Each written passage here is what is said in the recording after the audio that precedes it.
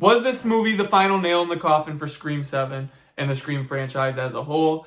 I don't really know, but we're going to talk about Scream 7 and see how I feel. Alright, if you guys didn't know, the big controversy with Scream 7 is there's no Melissa Barrera, there's no Jenna Ortega. Does this movie feel like it's missing a whole lot without them? I think so. I think that was a big, huge problem for this film. Like, we didn't have any characters that we really cared about.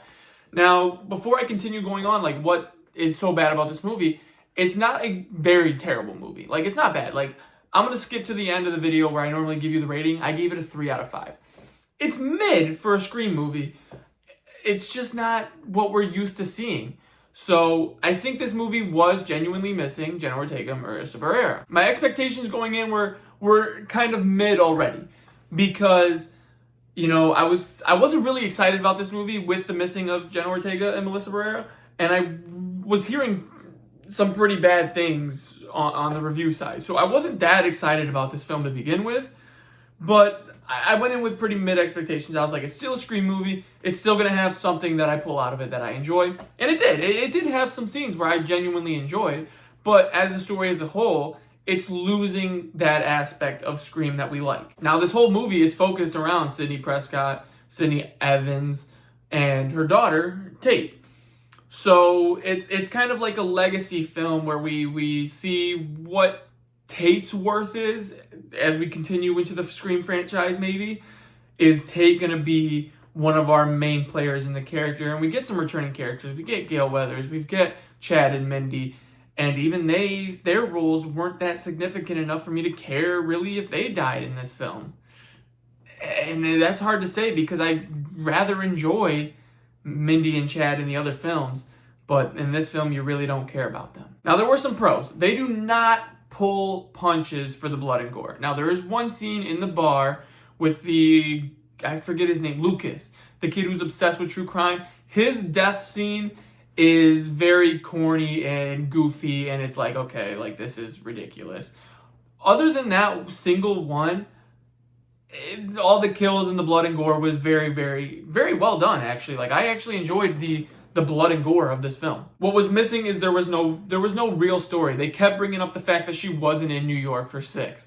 Like, oh, why weren't you in New York? Well, I wanted to have a family. Well, now it's followed you here. Are you going to go to New York? Like, they kept bringing that up, and I think it was something to kind of get us hype about this film, trying to get us involved in this film without our main characters from 5 and 6. And they were pushing it too aggressively, and it just wasn't getting you excited enough for this. Same thing is, like, they kept pushing the Stu Macher of it all. Now, I'm going to talk spoilers real quick, so if you haven't seen the film, you might want to come back later. I'll give you guys a few seconds. Alright, that's enough time, guys. You guys had enough time to close out the app or whatever. The Stu Macher AI, was it not, was being pushed so hard and so aggressively that you just stopped caring whether it was Stu Macher or not. Like, you really didn't care anymore. And the fact that they just continued to play into that, it was boring. It was boring. Like, if you're gonna let it be Stu Macher, just show Stu Macher.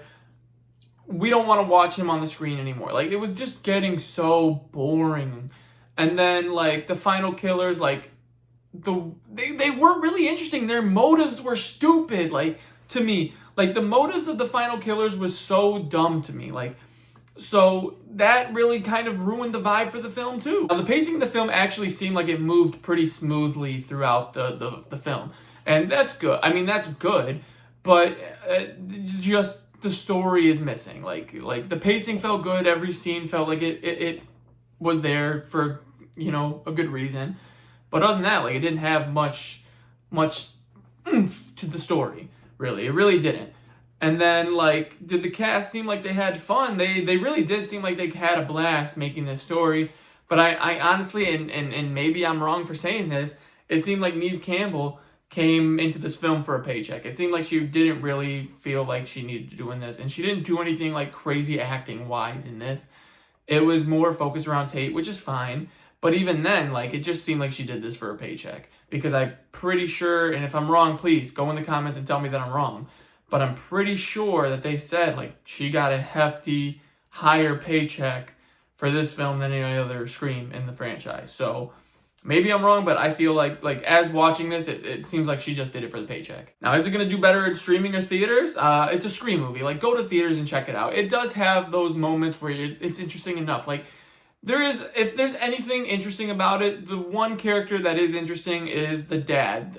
Joel McHale's character is actually very interesting, and even he's not in it for very long. And then, like, Chad and Mindy, you love to see them come back, and I wish we would have gotten more from them. But like I said, like, even when they died, like, or even when they were hurt and you thought they were going to die, you were like, eh. Like, none of the characters in this film were all that interesting, and I really didn't care whether they lived or died, other than, really, Joel McHale. It's like, because like I said, Chad and Mindy were nice to see, but even if they died, I'd be like, well, I guess that's the end of this franchise. I don't really care. But yeah, Joel McHale did great, and that's, like, the one thing I could say. Like, go see it. It's got enough blood and gore. It's got enough interesting elements to go see it in theaters. Like I said at the beginning, I gave it a 3 out of 5 just because it's like, it's decent enough to keep your attention, but there's no oomph to it. There's no reason to continue this franchise.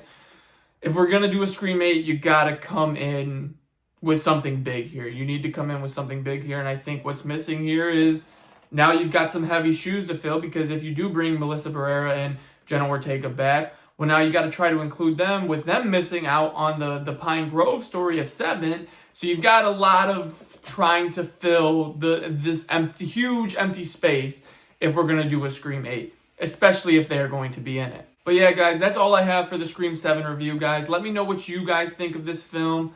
I mean, you know what to do. Go in the links. Check out the Letterboxd, and I have some new news that I'm going to start doing Mondays, Wednesdays, and Fridays at 6:30 a.m. I'm going to start streaming, and I'm going to try to stay consistent.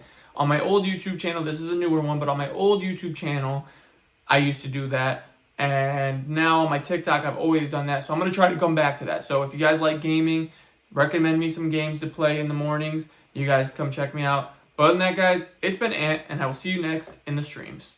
Peace!